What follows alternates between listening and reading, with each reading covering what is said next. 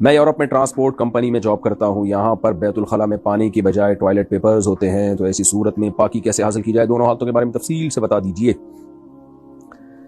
دیکھیں, اگر گندگی پھیلی نہ ہو نا تو پھر ٹیشو پیپر سے اگر یوز کر لیا جائے تو نماز ہو جائے گی.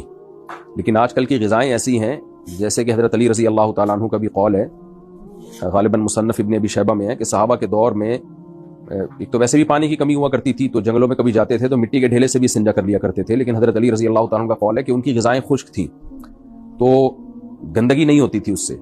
آج کل جو لوگ کھا رہے ہیں غذائیں, اس میں تو گندگی پھیل جاتی ہے, اس کو میں پانی سے دھونا ضروری ہے.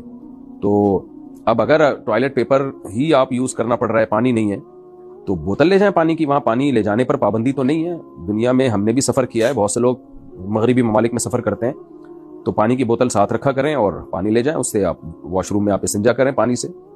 تو لیکن بہرحال اگر گندگی پھیلی نہیں ہے تو مجبوری میں ٹیشو پیپر کا استعمال کر کے بھی آپ نماز پڑھ سکتے ہیں. البتہ اگر گندگی اپنی جگہ سے پھیل گئی ہے تو پھر آپ کو پانی ہی یوز کرنا پڑے گا. جگہ یعنی جو اپنا جسم ہے اس کو پاک کرنا پڑے گا آپ کو. اس کا طریقہ میں نے بتایا کہ پانی کی کوئی بوتل وغیرہ اپنے ساتھ رکھ لیں.